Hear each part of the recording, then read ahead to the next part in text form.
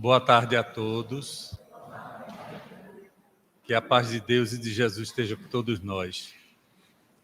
Primeiramente, eu gostaria de agradecer a todos que deixaram as suas casas sem saber se ia cair um pé d'água ou não. Faz sol, faz chuva, mas graças a Deus o tempo está mais ameno do que esses dias, né? Então, primeiramente, eu peço a vocês que coloquem o celular em silêncio, né? Offline, que é para poder a gente ficar compenetrado naquilo que nós vamos ouvir. E gostaria também de lembrar vocês que eu sei que os trabalhadores da casa já estão acostumados, até porque na sexta-feira, o nosso irmão César Perry esteve aqui e todo mundo fez tudo direitinho, porque era tudo trabalhador, e às vezes tem gente de fora que não sabe, então, na nossa casa não comporta os aplausos, porque a Casa dos Humildes no mundo espiritual é um hospital.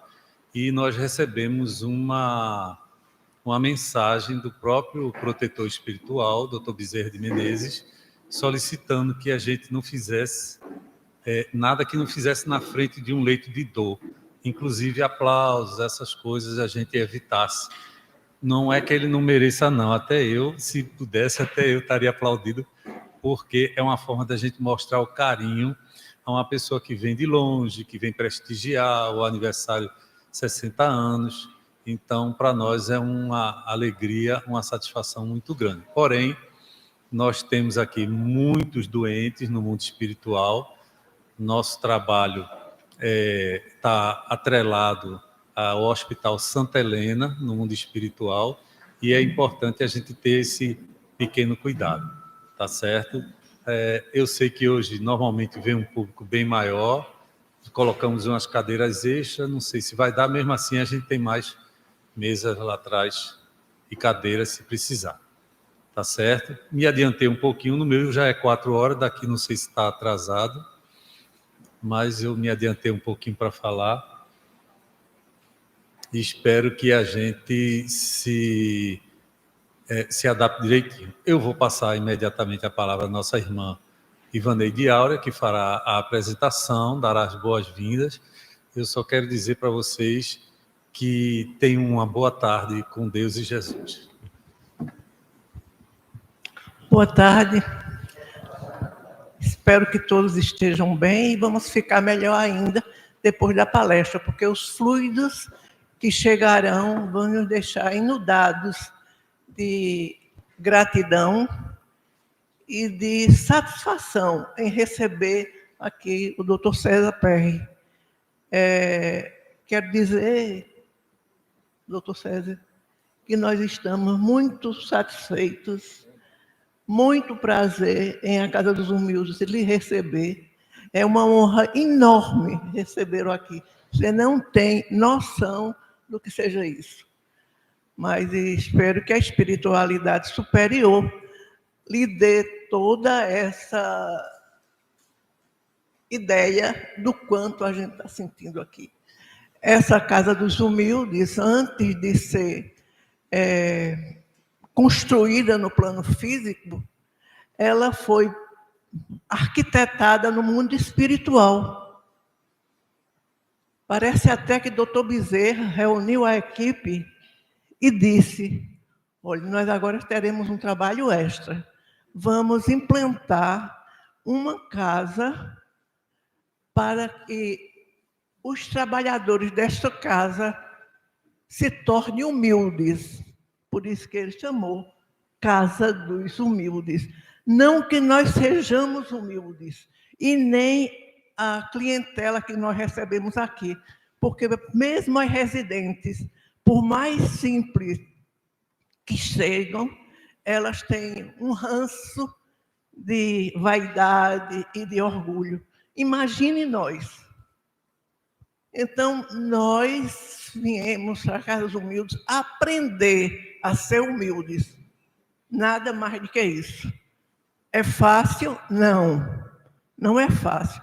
De vez em quando a gente se pega com uma vaidade tola. E então, a gente tem que lembrar que Dr. Bezerra, ao reunir a equipe, disse isso: vamos implantar um trabalho que aqui no mundo espiritual é o Hospital Santa Helena, e lá no mundo físico chamará Casa dos Humildes, para que aquele povo aprenda até a humildade. Foi isso a nossa mensagem, a mensagem que nós recebemos. Por isso, meus irmãos, é uma satisfação enorme receber aqui o doutor César, como também receber todos aqueles que estão aqui conosco nesse dia de festa, de aniversário. 60 anos não são 60 dias. Espero que nós tenhamos aprendido a lição. Nesses 60 anos, a lição de humildade não é fácil. Seja bem-vindo, doutor César. Bom, então, a nós resta avisar para vocês a programação da casa. O nosso irmão César terá como tema Epístolas de Paulo, análise espírita e atualidade, mas a mensagem que ele quiser trazer será muito bem recebida. E o nosso irmão foi ex-presidente da FEB e da USE de São Paulo. Então, dizer a satisfação será uma coisa repetitiva. Nossa irmã Ivaneide já disse. Eu só sei uma coisa que eu vou dizer com toda tranquilidade para vocês. Eu estou muito feliz de ter chegado aos 60 anos da Casa dos Humildes. Participei dos 50 anos com tanta alegria que eu não achava que fosse estar aqui dos 60 também. Então, torci a saúde, ficar em paz direitinho para chegar aos 60 anos. E estamos todos aqui, graças a Deus, com toda a dificuldade, como ela disse, com toda a luta, com todos os defeitos e acertos. Estamos cumprindo aqui a nossa tarefa. Para nós é motivo de alegria ouvir mais uma mensagem em que possa nos ajudar nessa caminhada, não é? O nosso irmão está vindo aqui, essa é a terceira palestra dele na nossa casa, a primeira no início do ano, não foi? No início do ano, em agosto, não é? A primeira em agosto, sexta-feira agora, debaixo de toda aquela chuva, e hoje para nós será uma alegria muito grande. Quero dizer também que essa não é a única palestra em comemoração. No dia 31 terá uma palestra também, será com o nosso irmão Severino Celestino, e também trará mensagens que tudo isso, todo esse banquete espiritual serve para nós como motivo para nos modificarmos, para sermos cidadãos de bem, como diz Kardec. Todo o trabalho do Espiritismo deve ser voltado para o ser humano ser um cidadão de bem. Essa é a grande tarefa disso tudo. A gente envolve a alegria, a gente envolve a vinda de um palestrante de fora, a gente envolve a comemoração de um aniversário, envolve tantas coisas já para motivar tantas pessoas quantas possíveis virem aqui, não para simplesmente encher a casa, mas para trazer aqui e vim aqui ouvir o Evangelho do nosso Mestre Jesus, basicamente através da doutrina dos Espíritos, certo? Então, vou pedir a todos vocês que elevem agora o pensamento a Deus, que sintonize as esferas espirituais superiores, que possamos, nesse momento, rogar ao nosso Pai de misericórdia, ao nosso Mestre Jesus. Evoco formalmente o sagrado nome do nosso Mestre para que ele esteja entre nós. Iremos falar sobre o Evangelho dele e é muito importante termos a consciência exata da presença de Deus, de Jesus, da espiritualidade superior, nos abençoando, nos incentivando no caminho do bem e do Evangelho.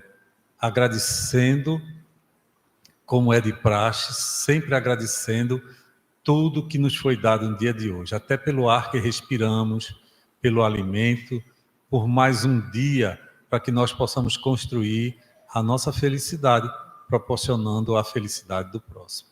Que Deus nos abençoe a todos e sem mais delongas, eu vou passar a palavra agora ao nosso irmão César Pérez de Carvalho, para que ele fale para nós.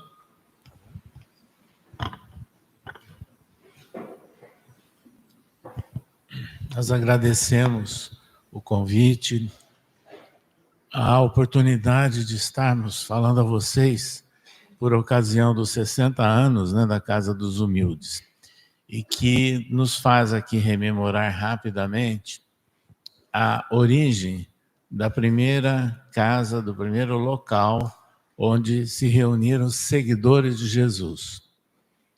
Menos de um ano após a crucificação do Mestre, Pedro e outros discípulos andavam pelas ruas de Jerusalém, muitas vezes assustados e temerosos, mas eram incitados a atender algumas pessoas que os reconheciam, inclusive curando um deles, o que foi motivo de escândalo, inclusive, porque aquele atendimento fugia aos cânones que emanavam do Sinédrio, do Templo de Jerusalém. Foi então que eles resolveram iniciar um grupo de seguidores, de interessados nos ensinos de Jesus, nos arredores de Jerusalém.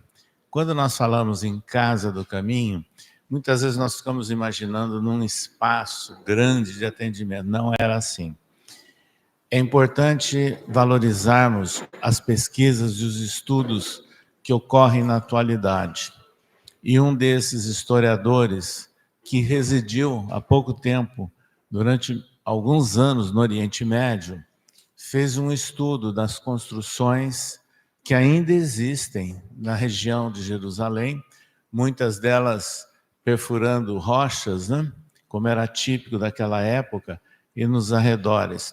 A característica daquelas casas eram, na verdade, um grupo de casas agrupadas com pequenos cômodos de pedra, muitas vezes, onde havia também um espaço para que os animais não só fossem protegidos, né, de eventuais assaltos, mas também eles fornecessem calor aos moradores daquele espaço. Daí gerou, inclusive, a história da manjedoura, que um dia a gente pode contar melhor toda a origem, né, da manjedoura. Mas a Casa do Caminho tinha essas características, muito simples.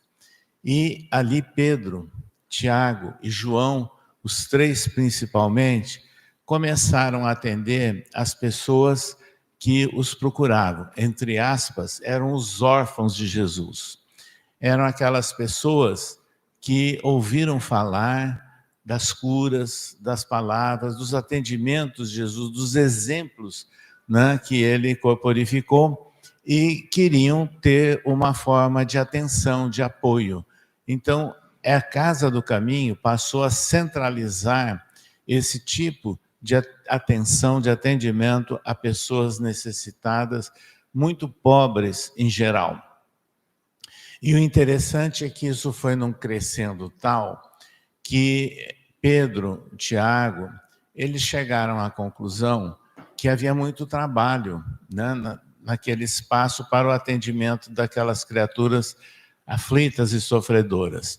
E verificaram então que teria que ter algumas pessoas que falassem de Jesus, que não apenas desse o atendimento material, medicando, sanando feridas, alimentação, roupas, mas que falassem de Jesus.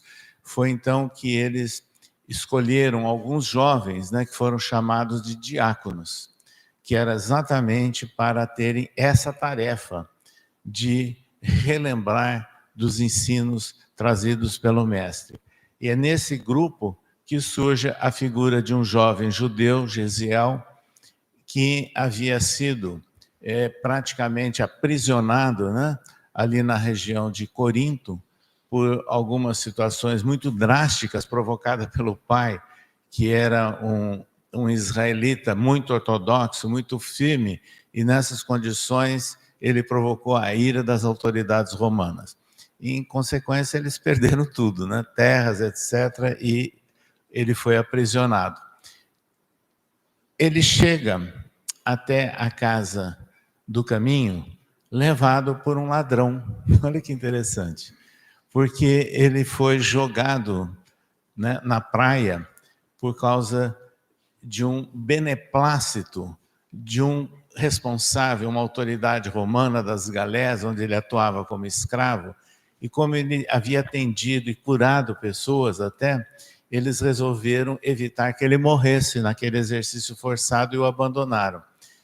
Lá estava o jovem Gesiel abandonado na praia, doente, febril, mas tinha algumas moedas que haviam sido doados por aquela autoridade romana em gratidão a ele. É quando ele nota, de repente, que tinha alguém mexendo com ele, ele era um ladrão. E ele simplesmente não ofereceu resistência e começaram a dialogar, e esse homem disse: olha, eu conheço aqui perto um local onde tem algumas pessoas que são seguidoras daquele Jesus que você não conhece ainda, mas que fazia atendimentos, fazia milagres e coisas desse tipo. E levou até a Casa do Caminho. E lá ele se afeiçoou, foi atendido e veio a se notabilizar como um grande orador. Sem preparo, sem cultura, mas um grande orador. A cultura dele vinha do conhecimento familiar em torno da Torá, que o pai dele fazia questão, né, de que os filhos participassem daqueles estudos familiares, que foi exatamente numa dessas alocuções de Estevão que certo dia chegou um doutor da lei jovem, né, doutor Saulo de Tarso, acompanhado de um colega, de um amigo, que queriam conhecer, afinal de contas, que história era essa que após um homem ter sido crucificado, e quem era crucificado naquela época eram malfeitores, no conceito popular, eram pessoas desqualificadas, era a pior ofensa que poderia se fazer. E como que tinha tanta gente ainda querendo seguir aquele homem crucificado? Chegando, ele ficou extremamente impressionado com a exposição de Estevão, em que estava falando com muito entusiasmo e conhecimento de algo que Saulo de Tarso, o doutor da lei, conhecia perfeitamente, porque ele falava da Torá e dos profetas. Mas, de repente, ele começa a falar de Jesus. Isso provocou realmente uma sensação de antagonismo no doutor da lei. Eles começaram a discutir, se estabeleceu ali um momento muito desagradável, e doutor Saulo de Tarso, raivoso, sai do local e toma as providências para denunciá-lo junto ao Sinédrio, prendê-lo, julgá-lo sumariamente, e ele foi alvo do apedrejamento, transformando-se, portanto, no primeiro grande mártir do cristianismo, e doutor Saulo de Tarso, o primeiro grande algoz do cristianismo.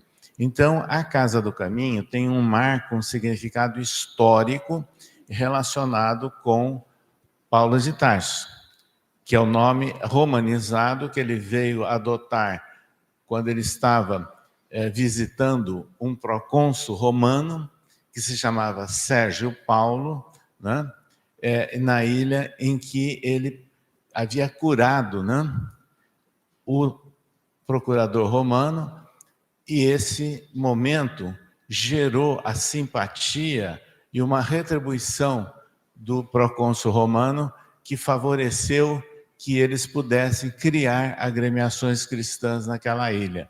Então, ali estava presente algum daqueles discípulos dele, jovens, inclusive Lucas, que era médico, não era judeu, não conheceu Jesus, como Saulo de Tarso também não conheceu, e pensou o seguinte, sugerindo a Saulo que era hábito naquela época que quando alguém mudasse um estilo de vida de uma forma radical, poderia trocar o nome. E Saulo aceitou e pensou em homenagear e romanizar o nome, adotando o nome de Paulo. É importante, então, que começa a romagem de Paulo nesse momento de animosidade, momento cruel, que levou à morte de Estevão, na Casa do Caminho. O fato é marcante, porque isso mexeu com a intimidade espiritual do Dr. Saulo de Tarso. ele se sentiu, na verdade, apequenado, atingido, né, psicologicamente, moralmente, e nós diríamos espiritualmente, com aquela situação que ele viu como que um jovem, sem preparo cultural, tinha condições de falar e com tanta energia sobre o Antigo Testamento, como nós conhecemos hoje como Antigo Testamento. É nessas condições, então, que se estabelece uma situação psicológica no Dr. Saulo de Tarso. Ele foi provocado. E, a partir daí, muitas coisas aconteceram. Veio a seguir o conhecimento que ele teve, que aquele jovem que ele determinou a morte por apedrejamento era irmão da sua noiva. Ambos tinham sido separados no momento do aprisionamento deles em Corinto. Romperam o noivado. Pouco tempo depois ele soube que a sua noiva, Abigail, era portadora de uma grave doença pulmonar e que estava residindo junto com seus apadrinhados judeus ali numa chácara nas proximidades. Ele foi até lá e qual não foi a surpresa quando ela relatou que ela foi atendida por um homem que lhe deu muito estímulo e conforto, chamado Ananias, que era seguidor de Jesus. Isso mexeu profundamente na intimidade espiritual, outra vez, do Dr. Saulo. Foi quando ele retorna ao Sinédrio e pede autorização para ir buscar onde estivesse Ananias. E que ele teve a pista, sabendo que aquele antigo sapateiro de Jope estava agora trabalhando e divulgando a mensagem de Jesus na cidade de Damasco. E aí tem todas aquelas ocorrências, né? Que as portas da cidade de Damasco, as cidades eram muradas naquela época, de repente surge uma luz extremamente intensa por volta do meio-dia e que era tão intensa que o sol não fazia nenhuma diferença para aquela luz. Ele cai, na verdade não caiu do cavalo, como muita gente pensa, né? Ele caiu do camelo, porque os judeus não usavam cavalo não, quem usava cavalo era romano. E é nessas condições que ele olha aquela imagem e identifica Jesus. E aí Jesus disse a ele: Saulo, Saulo, por que me persegues? E ele dá uma resposta inusitada: Senhor, o que queres que eu faça? Imagine, o algoz dos seguidores de Jesus, de repente, é procurado pelo próprio mestre, o que é raríssimo na história, e nessas condições ainda pergunta o que poderia fazer por ele. Ele fica enceguecido e é nessas condições que ele adentra em Damasco. No terceiro dia, ele estava numa estalagem, não foi recebido por amigos que souberam dessa ocorrência. Foi procurado por um homem de idade, era Ananias. E Ananias foi atender por orientação espiritual, porque aquele jovem que ele deveria atender era, na verdade, alguém preparado, era um vaso preparado para falar aos reis, aos judeus, a todo o povo. Ananias, ali chegando, aplicou com as mãos, dialogou com Saulo e ele voltou a ver. A questão da cegueira de Paulo, ela é analisada de várias formas. Alguns diziam, não, foi a luz intensa do sol do deserto, a poeira. Realmente é uma das causas de problemas oculares.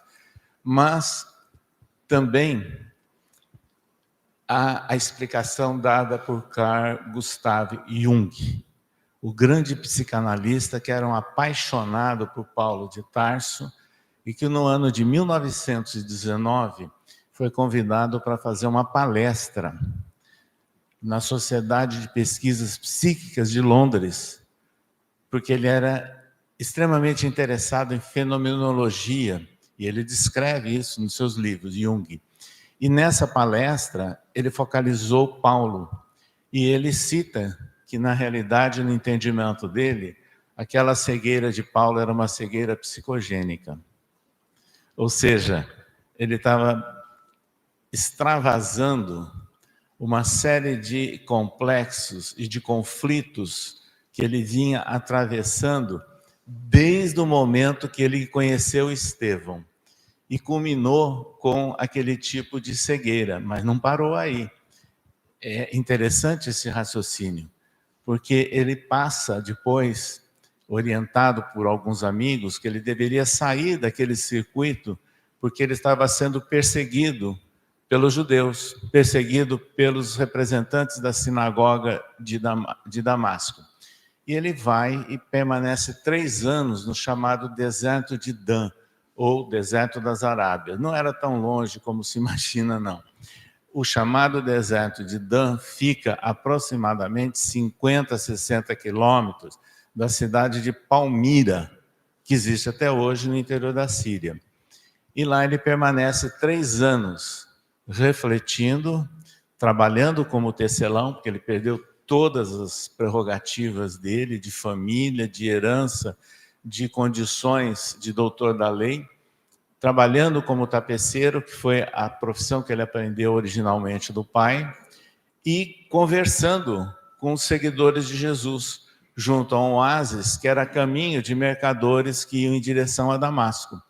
Nesses 3 anos, ele teve contato com as primeiras anotações esparsas de Levi, que muitos anos depois vieram a se constituir no chamado Evangelho de Mateus. Então, 3 anos de reflexão. Olha que fato. Quando ele retorna à região de Damasco, ele estava, na verdade, ainda passando por conflitos psicológicos. A gente tem que falar isso, porque muita gente pensa, não, Paulo se converteu imediatamente que viu Jesus. Não é verdade. Ele passou 3 anos meditando, relendo, conversando e trabalhando. E ele chega lá, quando ele resolveu retornar uma vida mais ampla de relação, atormentado. O que fazer e como fazer dali para frente? Em Atos dos Apóstolos, existe ali um relato sumário, mas Paulo de Tarso, ele próprio registrou numa epístola, dirigida aos Coríntios. Conheci certo homem que há 14 anos atrás subiu ao 3º céu, viu coisas inefáveis, as quais eu não posso nem relatar. Esse registro é muito marcante. Vários pesquisadores bíblicos, tanto da área católica como das igrejas reformadas, há muito tempo atrás, já diziam que, na verdade, esse homem era ele próprio, era um depoimento.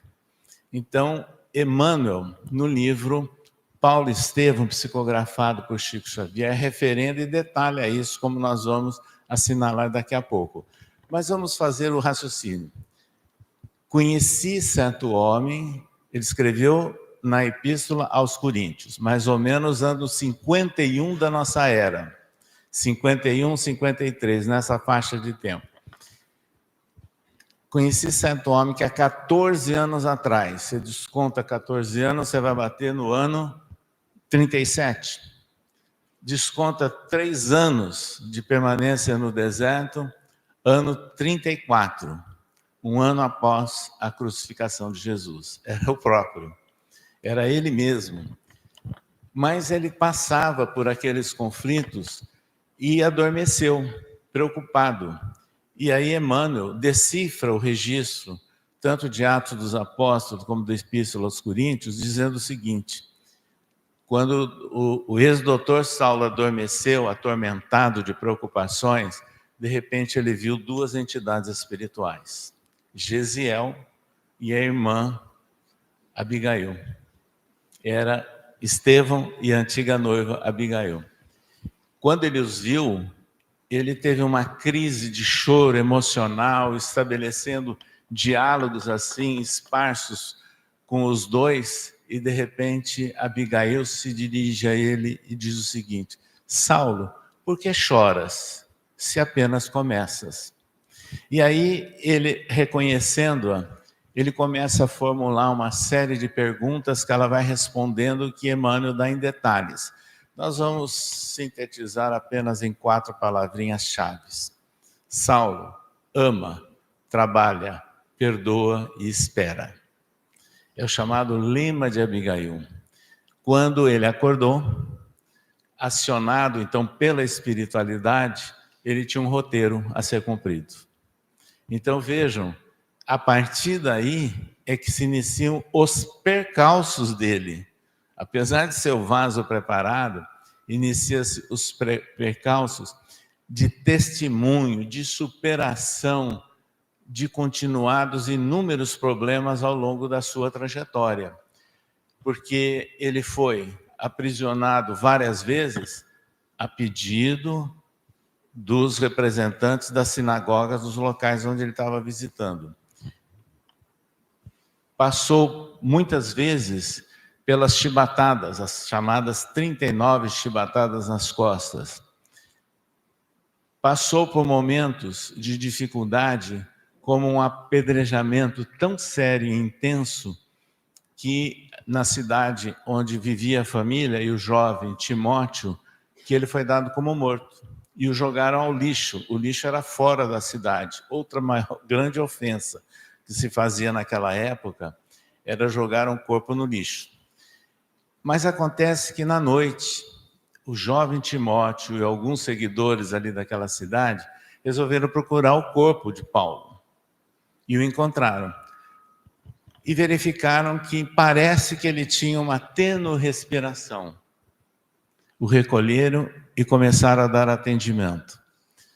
3 meses de atendimento, de atenção continuada pelos seguidores de Jesus. Hoje se sabe o que ele teve. Ele teve um traumatismo crânio-facial, com afundamento em parte aqui desse osso frontal. Hoje isso seria caso de internação na UTI e depois de um longo processo de recuperação, fisioterapia, etc. Mas ele foi atendido pelos seguidores de Jesus e se curou. Logo depois, ele apresentava sinais de febre intensa, uns tempos depois, e perdia os sentidos às vezes. Médicos que estudaram os sintomas relatados na história e nos registros de Paulo, e sabendo das façanhas dele andando a pé, né? Principalmente na Ásia Menor, atravessando montanhas nevadas, rios, riachos e pântanos, chegaram à conclusão que ele foi contaminado pela malária. E era esse o problema que ele apresentava.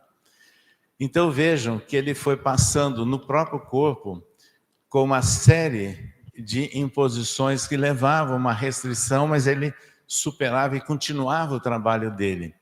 E em todas as suas viagens, foram 3 grandes viagens, onde ele comparecia, ele era chamado depois para retornar, porque surgiam algumas dúvidas, alguns problemas, e ele estava ficando atônito com tudo isso. Ele não tinha condição de ficar retornando às cidades que ele já havia visitado. E mesmo porque as viagens eram muito precárias, a pé ou de barco. E é nessas condições que um dia ele sentiu uma aproximação, está registrado em Atos dos Apóstolos isso. E um espírito do Senhor, Emmanuel, esclarece que na verdade eram espíritos representantes de Jesus, que disseram a ele que não temesse, que ele não precisava ir a todos os locais como pediam, que ele poderia escrever. E aí surge então a orientação para que ele escrevesse orientando a todos esses. É a origem das epístolas. Nesse caso, então, é que surge a primeira epístola de Paulo, porque ele estava na cidade de Corinto, e onde ele permaneceu cerca de 1 ano e meio, na primeira viagem, e havia solicitação intensa dos seguidores de Jesus e do grupo que ele havia formado na cidade de Tessalônica. Então, ali ele redige a primeira epístola aos Tessalonicenses. Então, essa foi a origem das epístolas e por orientação espiritual.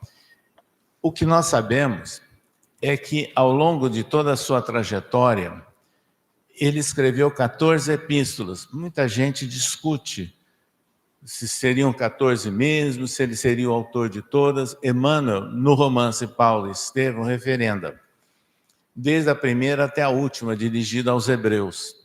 E dá detalhes ainda, fazendo descrições do momento em que Paulo ou ditava para que Timóteo e outros amigos, seguidores dele escrevessem, mas ele ditando, e outras que ele escrevia, como foi o caso de Hebreu, aos Hebreus, que Emmanuel deixa claro que ele próprio escrevia com muita emoção. É nessas condições, então, que as cartas de Paulo começaram a se esparramar, porque elas eram manuscritas, obviamente, a bico de pena, e eram copiadas. E essas cópias, os seguidores de Jesus encaminhavam através de viajantes, de emissários, para grupos outros que Paulo já havia visitado. Ele próprio constatou isso.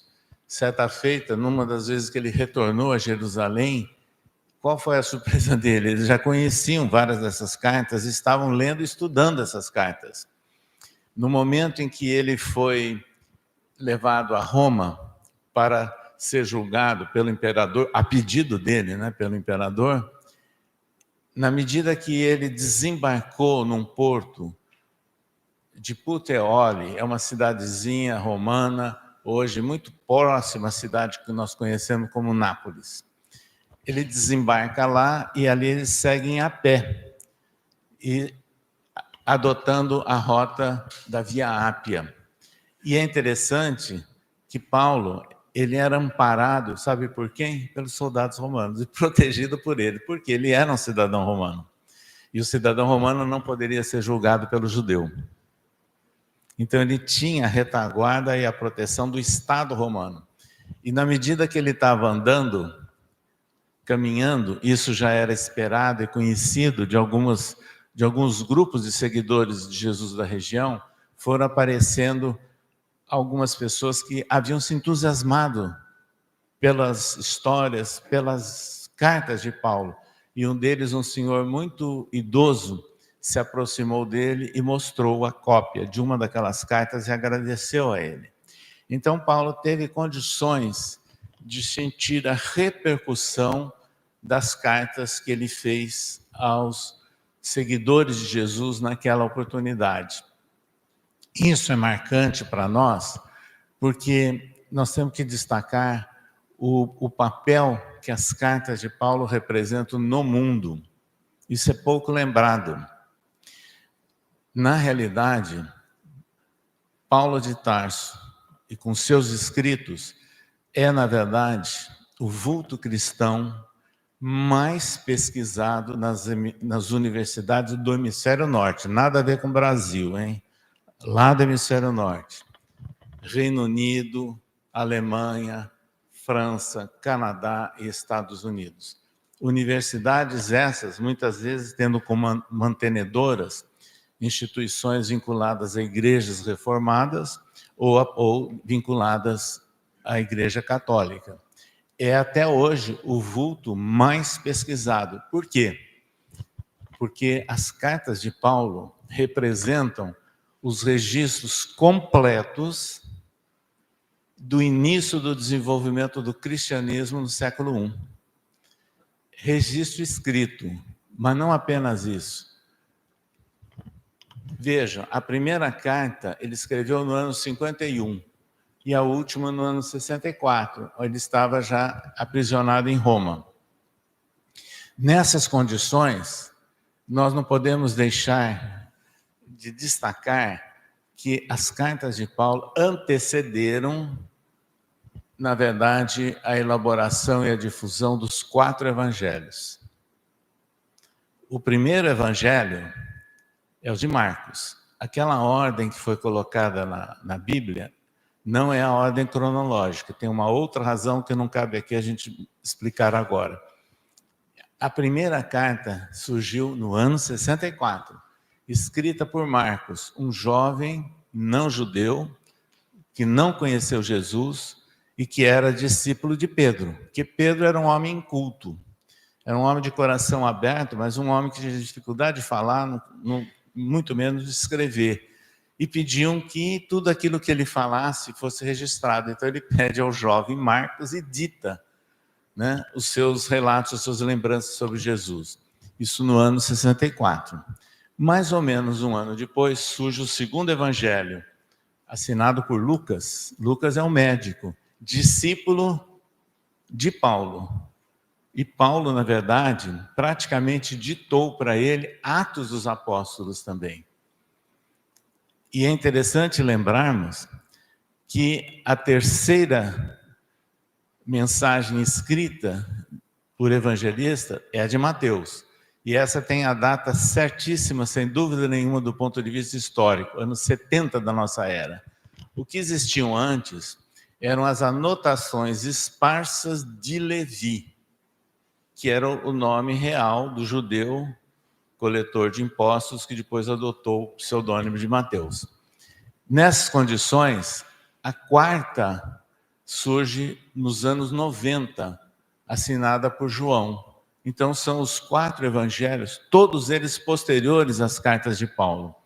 Além desse aspecto histórico, né, e cronológico, os historiadores do primeiro século, o judeu Joséfo, radicado no Império Romano, historiadores da Grécia, historiadores daquele mundo todo, já estavam buscando algumas informações e fizeram alguns registros esparsos que foram sendo anotados, né? E lá na Europa, as coisas que são escritas e guardadas não desaparecem, sabe? Nem pegam fogo e depois, às vezes, encontram, né, todos os resíduos séculos depois. Então, exatamente, aqueles historiadores já usaram como base alguns registros das cartas de Paulo. E é isso que motiva os pesquisadores da atualidade, porque Paulo, nas cartas, fornecia datas, nomes de autoridades, de regiões, de cidades, características, ou seja, fontes primárias, para que se estabelecesse toda uma história inicial da trajetória do cristianismo no Império Romano. E eu digo no Império Romano porque o desenvolvimento do cristianismo se deve ao Império Romano. Diferente de muita coisa que se criou aí séculos e séculos afora até a atualidade. Por que no Império Romano? Porque houve um preparo de ordem espiritual para que no Império se levasse não apenas as conquistas, como é sempre destacado, mas se levasse o progresso. Aquedutos, o desenvolvimento de locais de cultura, os fóruns romanos, as vias, as estradas, que existem até hoje, dada as condições de engenharia que eles já possuíam naquela época. A navegação e o outro detalhe, como o Império Romano se estabeleceu em conquistas de muitos reinos e principados e regiões ali, havia uma diversidade imensa de história e de idioma. Idiomas, inclusive, muito pobres, como era o aramaico, que Jesus falava. Então, o linguajar dos romanos, cultos, e para o intercâmbio, não era o latim, como muita gente pensa, era o grego. Um grego simples, o chamado grego koiné.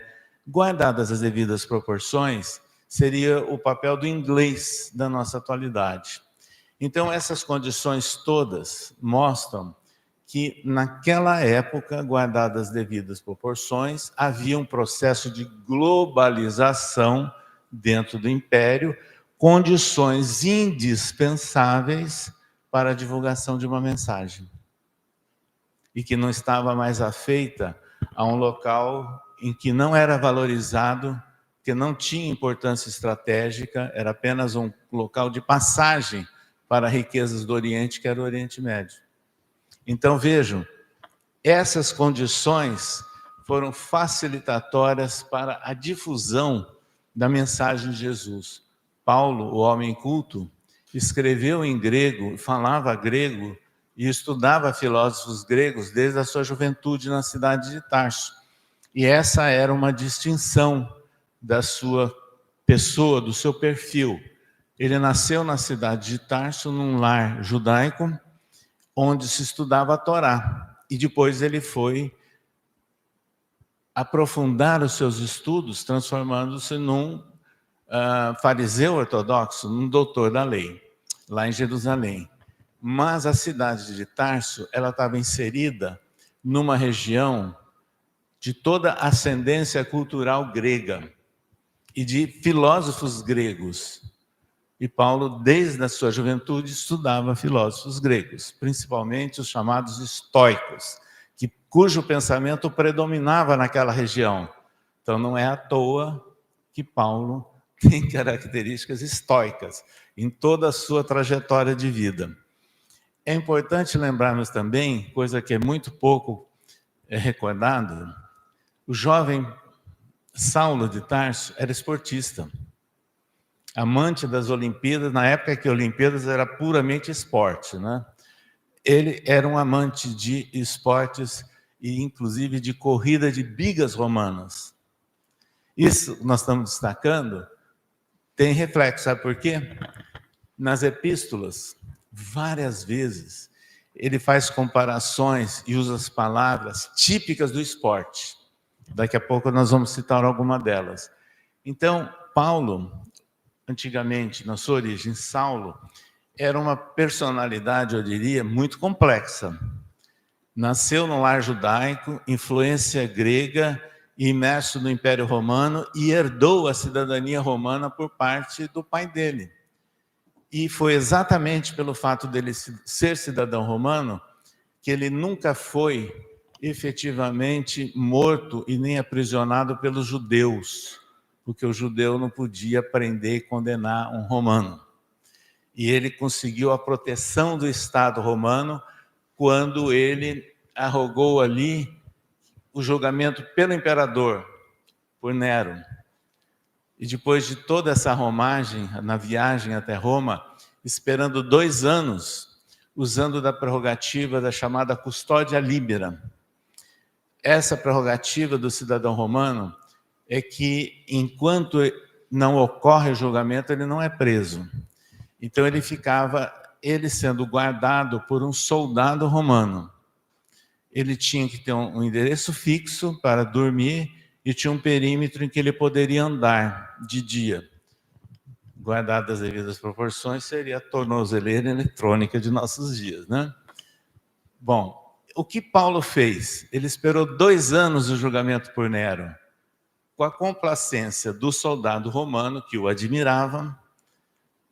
Ele visitava os grupos de seguidores de Jesus de Roma, divulgava de dia a mensagem de Jesus, durante 2 anos. E quando ele foi julgado pessoalmente pelo imperador Nero, ele foi absolvido. Porque Nero, como os romanos, não levava em consideração aquelas tricas e intrigas provocadas pelo Sinédrio, pelo Templo de Jerusalém. E não viam causa para condenar aquele homem. E é interessante, então, que é esse homem complexo, que vivenciou 3 mundos simultaneamente, extremamente preparado, era o vaso preparado, é que precisou de simplicidade para dirigir a sua mensagem. E essa foi, na verdade, uma característica marcante de todo o trabalho de Paulo de Tarso, na medida que ele ia fundando os agrupamentos de seguidores de Jesus, e, inclusive nas capitais das 6 principais províncias do Império Romano, ele tinha contato direto com as pessoas, conversava, consolava, orientava, apoiava, e o outro detalhe, ele mantinha financeiramente. Sabe como? As cidades que ele se estabelecia, ele montava lá sua tenda, onde ele ia trabalhar como tapeceiro. Então, ele próprio subvencionava essas atividades de viagem dele e até apoiando aquelas instituições. E muitas vezes ele arrecadava também benefícios que eram ofertados a ele e ele distribuía para outras instituições e encaminhava até Jerusalém, a antiga Casa do Caminho. Paulo de Tarso, então, é essa personalidade, o autor das epístolas. Essas epístolas, com todo esse aspecto histórico, marcante, o valor que elas representam, tem um outro valor, que é o valor moral e espiritual. E é isso que ele fez, registrado fielmente aos ensinos de Jesus. Então, nesses momentos todos que ele fundava grupos de seguidores de Jesus, as chamadas eclésias, que depois traduziram como igreja, mas eclésia do grego é um local de reunião, de assembleia. É um local onde eles se reuniam. E é nessas condições que ele levava a mensagem de Jesus, mas que ele passou a escrever, registrando para atender aqueles que o procuravam à distância. As cartas de Paulo têm características de energia,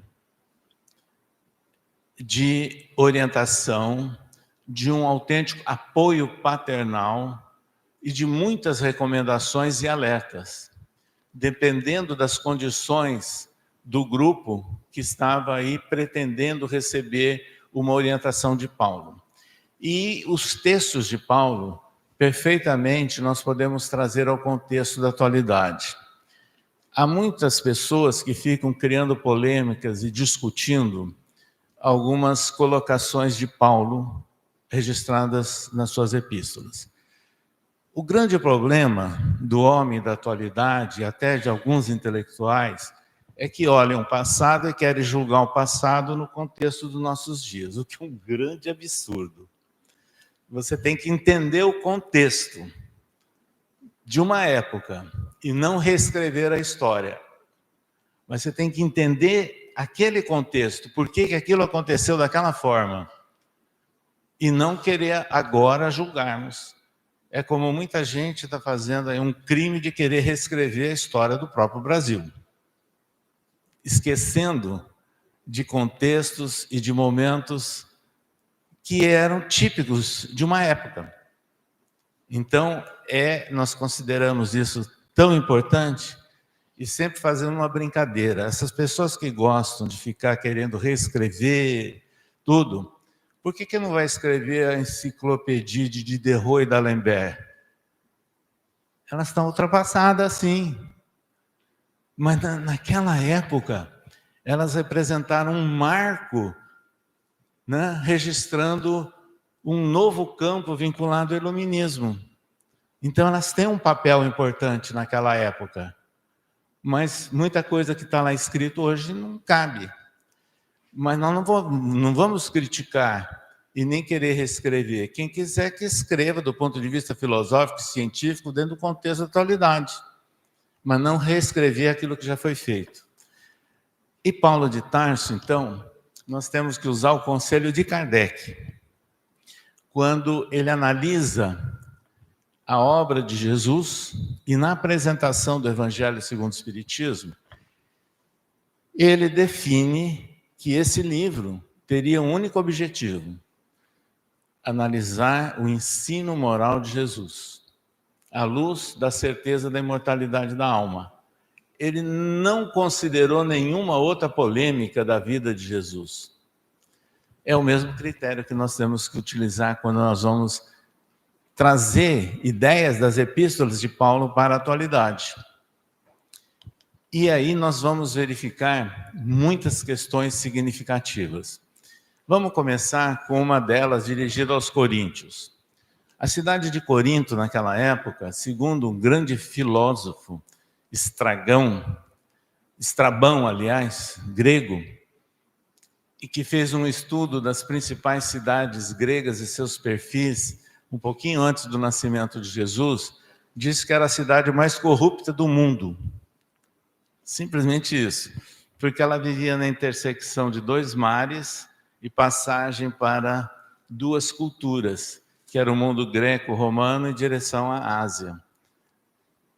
E Paulo funda agremiações de seguidores de Jesus em Corinto e recebe informações, quando ele estava em Éfeso, das dificuldades, das pressões que eles estavam sofrendo por parte das pessoas que queriam se intrometer com pensamentos contrários ao de Jesus dentro dos grupos de seus seguidores.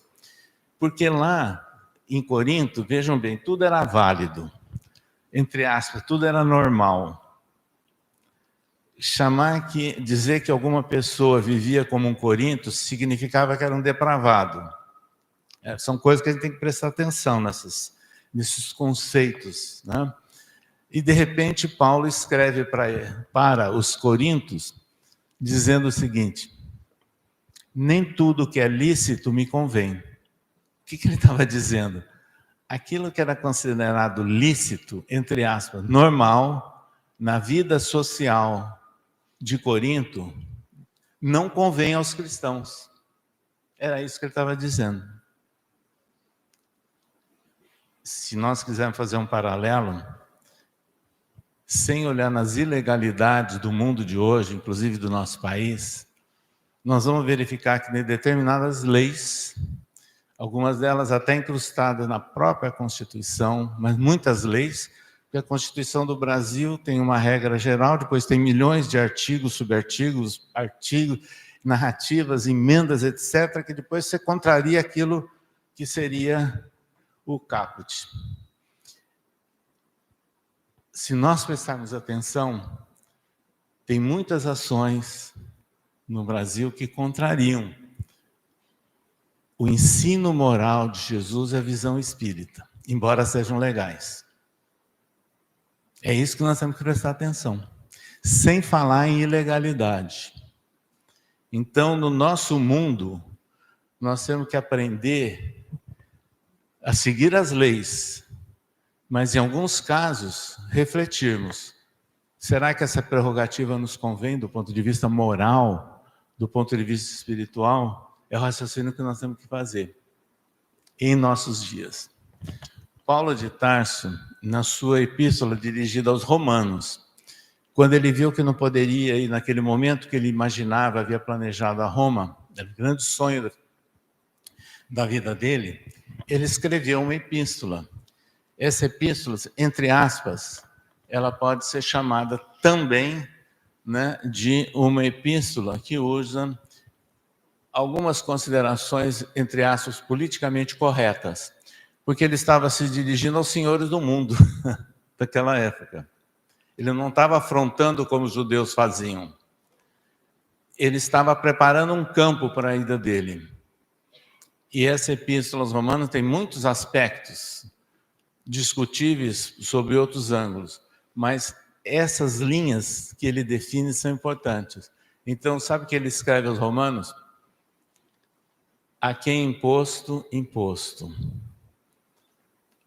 A quem nós precisamos de glória ou de honra, honra e glória. O que significa isso?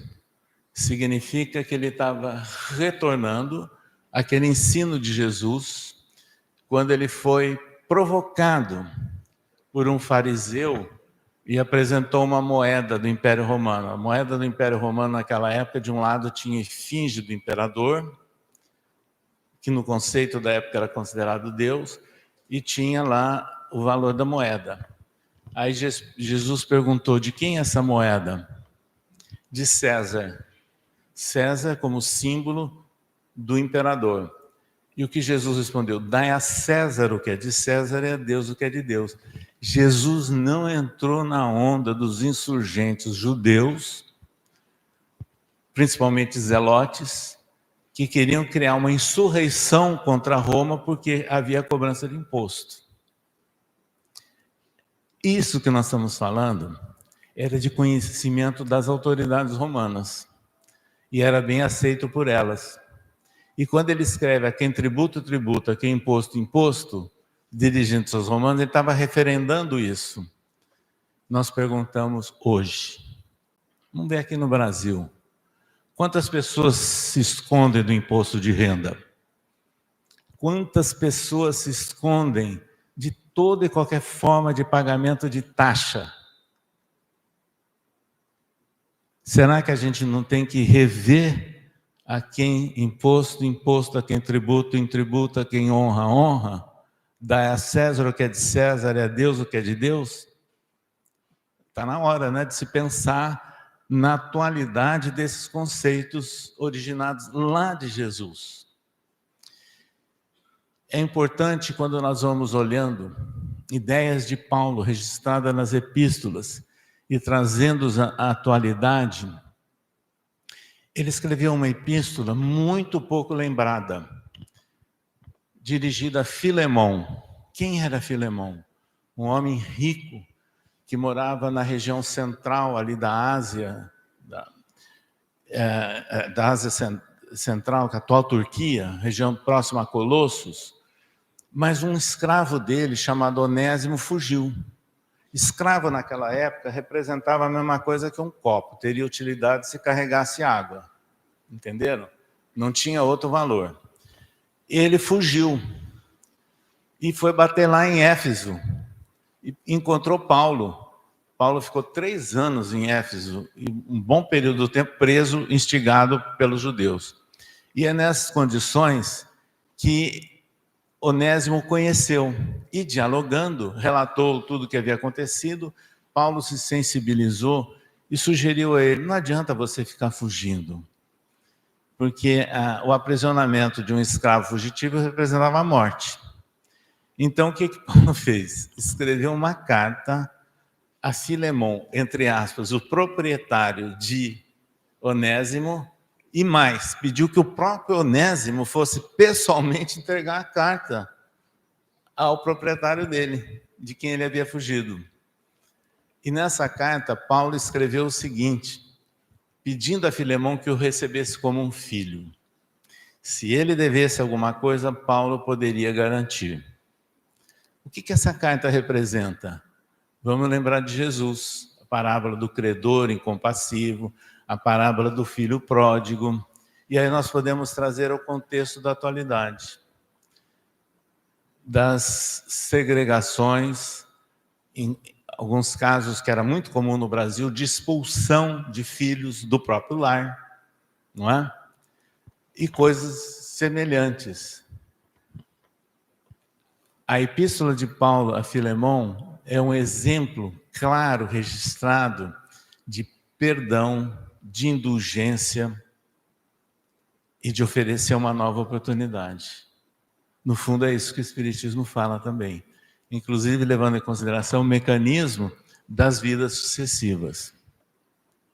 Quando Paulo de Tarso escreveu na epístola aos Coríntios, comparando-se a um sino, a um símbolo, mas se não tiver caridade, ele nada sou, não é? E aí ele passa a falar da excelência, da caridade, da fé. É importante lembrarmos que Paulo escreveu em grego. A palavra registrada em grego, nos originais, é ágape. Ágape, traduzido para o português, é amor, não caridade. Então, amor é muito mais amplo que caridade. Caridade está embutida, é um braço operacional de ação dentro do amor, da lei do amor. Então, ele estava falando que o amor é a base de tudo. E essa proposta tem a ver com Jesus, que nos trouxe a lei do amor, diferente de todos os registros que depois foram classificados como Antigo Testamento, que não falava em amor. Então, Jesus trouxe a novidade, que é o respeito ao próximo como a si mesmo. E essa lei do amor é que fundamentou Kardec, inclusive, a escrever o capítulo 15 do Evangelho segundo o Espiritismo. Fora da caridade não há salvação. Onde ele está fundamentado na epístola de Paulo que nós citamos e mensagens espirituais assinadas por Paulo de Tarso. E a palavra fora da caridade não há salvação foi orientada pela espiritualidade que Kardec a registrou como anteposição a uma frase que era típica do conservadorismo da Igreja Católica do século XIX, fora da igreja não há salvação. E também há outro lema das igrejas reformadas, fora da verdade não há salvação. Então a espiritualidade mostra que a salvação é o amor. Não é a filiação a essa ou aquela religião e nem a se arrogar como detentor de um conhecimento superior. Essas ideias, a partir de Paulo, é que fundamentaram Kardec e escreveu o capítulo 15 do Evangelho segundo o Espiritismo. A gente vê muitos centros com esse dístico registrado, até em paredes. Paulo de Tarso também escreveu, já no final, mais partindo para o final da existência dele, o seguinte: trago no corpo as marcas do Cristo. Não sou eu mais quem vive, é o Cristo que vive em mim. Que marcas do Cristo que ele trouxe? Aquela que nós falamos. Cicatrizes das chicotadas, traumas de apedrejamentos, as doenças provocadas pelas suas caminhadas, as pressões e mutilações de ordem psicológica que impuseram a ele, mas ele soube superar tudo isso, porque ele guardava o Cristo no seu íntimo. Esse registro de Paulo, trago o Cristo, né, na intimidade, ele escreveu também de outra forma, onde ele fala das cartas, fazendo uma comparação.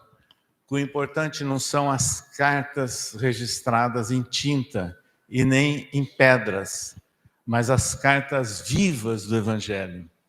Então, o que ele está recomendando é a ação, não é a faixa, não é a ostentação, não é a aparência, mas é a intimidade sendo exposta, sendo concretizada através de bons pensamentos e de boas ações, sempre no respeito ao próximo como a si mesmo, que é a lei do amor. Paulo de Tarso, ele também escreveu aos Filipenses: prossigo para o alvo. Que alvo é esse? O alvo que ele estava se referindo era o conhecimento pleno das leis de Deus. Prossigo, ele está sempre caminhando, né, para uma maior compreensão sobre Deus, nosso Pai.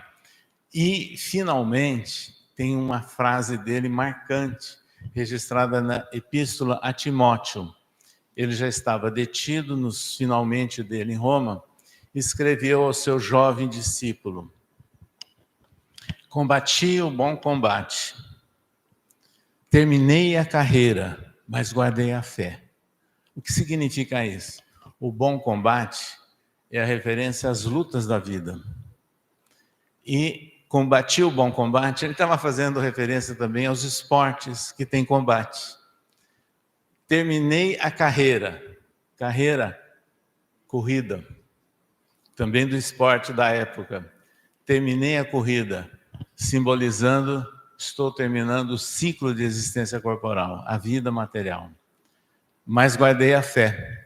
Então ele está mostrando que, graças a todo o apoio e orientação espiritual que ele foi detentor, ele conseguiu superar, vencer inúmeras dificuldades. E graças a isso, ele havia conquistado, né, aquela robustez da certeza do ensino de Jesus e ampliando as suas ideias de espiritualidade e de convicção. Para finalizar, essas afirmações de Paulo, trazidas para a atualidade, elas são todas elas adequáveis ao contexto em que nós vivemos. Quando ele escreveu, por exemplo, na segunda epístola aos Coríntios: podemos estar atribulados, mas não desesperados. Podemos estar perplexos, mas não desconsolados. O que significa isso? É a característica do mundo que nós vivemos.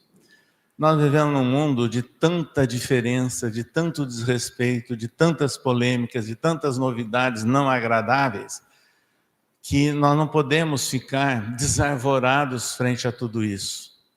Então, a angústia, a tribulação, ela tem que ser substituída pela consolação, pela certeza do rumo que nós podemos ter em nossas vidas, com esses conceitos do próprio Paulo, trazendo à tona o ensino moral de Jesus e registrada nas suas epístolas. Isso é muito importante para a vida, para o contexto em que nós estamos vivendo. E para encerrar, nós vamos lembrar de uma única frase do Espírito Meimei, da psicografia de Chico Xavier: não percas a tua fé, amanhã será um novo dia. É isso que Paulo quis dizer da carreira dele, das lutas dele, e de não ficarmos desanimados com as atribulações e as perplexidades. Se nós tivermos as nossas convicções, a nossa certeza na vida imortal, em Deus, e as nossas opções de buscarmos superação por um caminho realmente que represente os ensinos expressos por Jesus nas bem-aventuranças, nós temos todo o roteiro para irmos vencendo o mundo. Obrigado.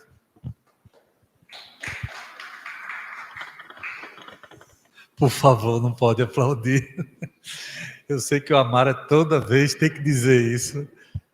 Eu tenho que dizer, eu estou dirigindo a mesa, então eu tenho que dizer a vocês. Como disse no início, até eu gostaria de aplaudir. Minha mão também ficou agitadazinha aqui para aplaudir, porque a mensagem, falar de Paulo é uma coisa muito emocionante.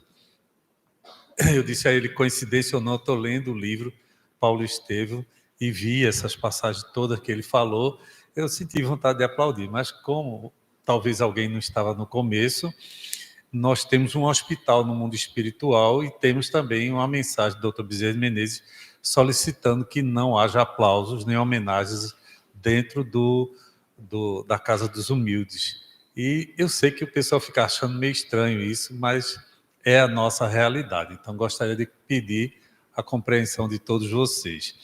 Que a nossa alegria, que a nossa felicidade de estar aqui nesse banquete espiritual na tarde de hoje, no aniversário da casa, se faça através da oração que nós vamos fazer agora, agradecendo ao nosso irmão pela dedicação, pelo trabalho, todos esses anos, ele que é um jovem trabalhador, como nós, defendendo os jovens trabalhadores, ele que é um jovem que está aqui com toda boa vontade, toda a força de trazer a mensagem do Cristo, e que quem lê o livro Paulo Estevam vai ver que deu um pouquinho mais de trabalho do que a gente tem normalmente, né? Ele apanhou muito, a gente, graças a Deus, não apanha, chega numa casa espírita, é bem recebido por todo mundo, e ele às vezes não era bem recebido, mas eu sei que todo o trabalho feito de amor e boa vontade. Então, que na nossa prece nós possamos vibrar, agradecer a Deus, a presença do nosso Mestre Jesus. Gostaria humildemente de informar vocês que no começo da palestra nós tivemos a presença do nosso irmão Bezerra de Menezes. É por isso que a Amaro está até agora todo desconfiado da vida, porque é uma honra muito grande. Ele sempre comparece, quando não comparece, manda um representante, e a gente fica muito feliz com isso, por saber que ele está de olho na nossa casa, que ele está vendo os rumos que a casa está tomando, que nós estamos fazendo tudo para seguir os rumos designados pela diretoria espiritual dessa casa, que essa casa somos todos nós. Até o nosso irmão que vem aqui para fazer uma palestra também faz parte desse trabalho que é de evangelizar as pessoas, tornando-as uma pessoa de bem.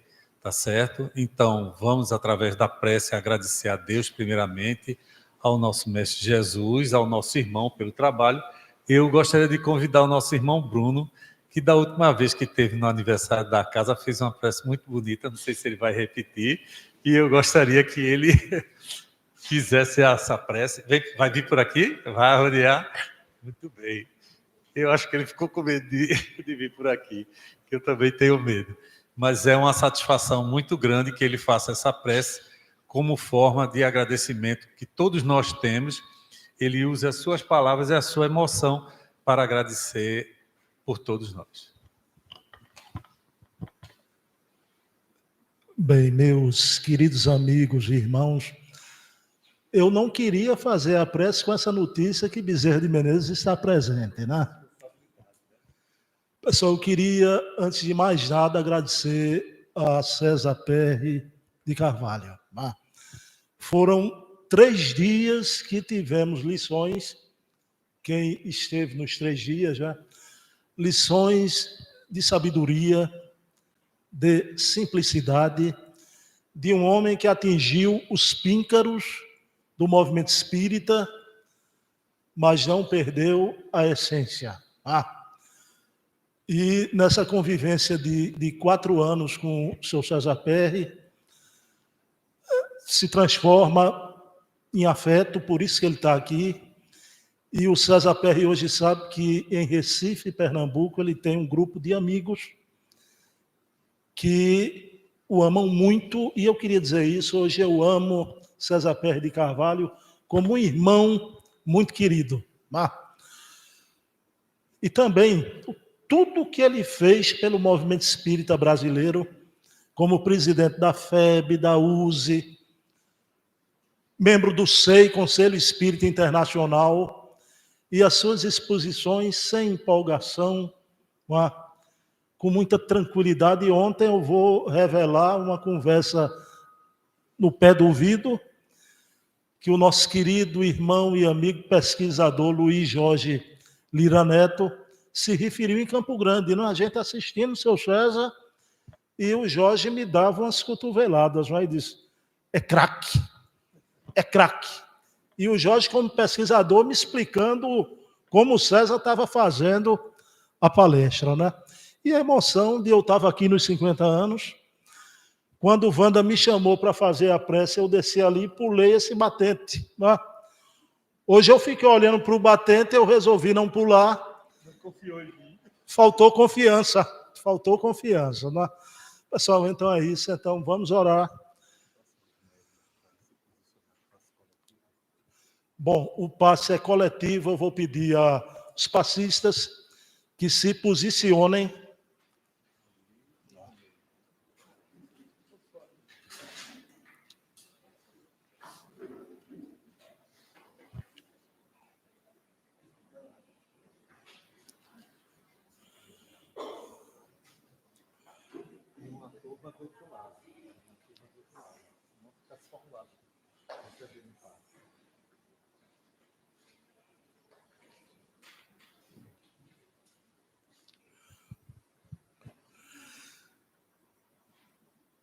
Bem, meus queridos amigos e irmãos, vamos entrar na sintonia crística, na sintonia de Pai Francisco, Clarinha de Assis.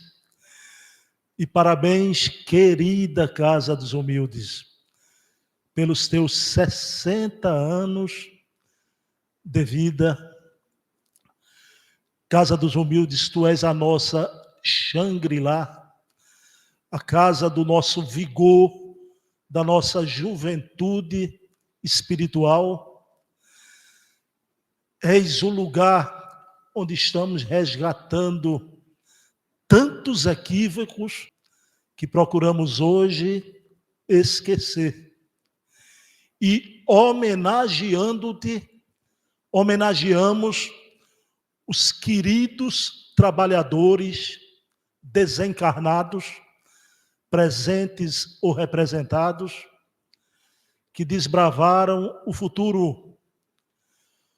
Os nossos queridos presidentes, Elias Alverne Sobreira, fundador, nosso primeiro presidente, Luiz Honorato, com seu vice-presidente João Henrique, as queridas presidentes Ladi Nunes, Wanda Correia, todos esses já na vida espiritual.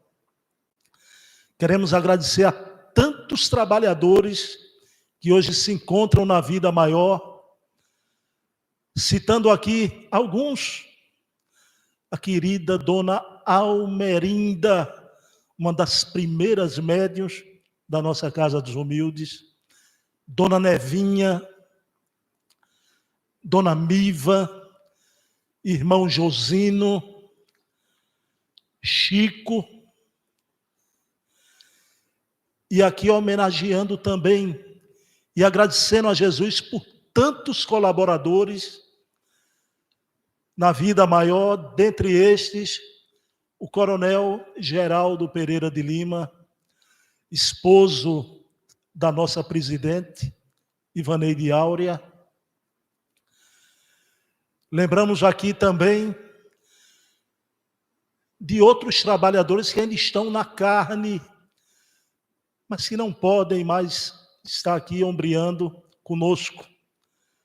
Claudete Correia e a nossa eterna instrutora de passe, Nivane Calado, que aguarde em um local a visita de todos nós. Agradecemos aos presidentes que ainda se encontram aqui na vida material, ao Bonise Mendes de França, Marco Aurélio Saldanha de Menezes. E, claro, agradecemos, ausente na tarde de hoje, a essa médica amiga, vice-presidente da Casa dos Humildes, que cuida com tanto amor das nossas vovozinhas, doutora Yali Brandão. E não podemos deixar de agradecer a nossa atual presidente, gestora, educadora, que à custa de muita renúncia, às vezes até estoicismo, aceitou mais uma vez esse mandato de levar aqui no plano físico esse navio adiante. Então, do fundo do coração, agradecemos a Ivaneide Áurea por tudo que tem feito, por todos nós. E falando em Ivaneide, lembramos de todas as mulheres. Domingo passado foi o Dia das Mães. Então, agradecemos a todas vocês, mães dos dois planos da vida. A humanidade será salva quando amar com amor de mãe.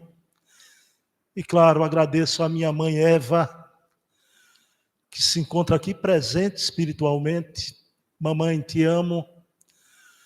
A uma mãe recém-desencarnada, Dona Rosita Carvalho, mãe do nosso querido irmão Amaro. E agradecemos uma das razões da existência da Casa dos Humildes, as nossas vovozinhas. Todo esse trabalho, no sentido da beneficência e da caridade, é no intuito de atender as nossas queridas residentes. Sobreira criou a Casa dos Humildes pensando em abrigar a velhice desamparada. E não podemos deixar de agradecer, finalizando, ao nosso grande capitão,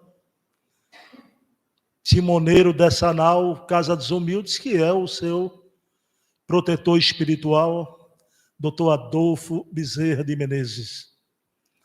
O capitão que comanda o navio do movimento espírita.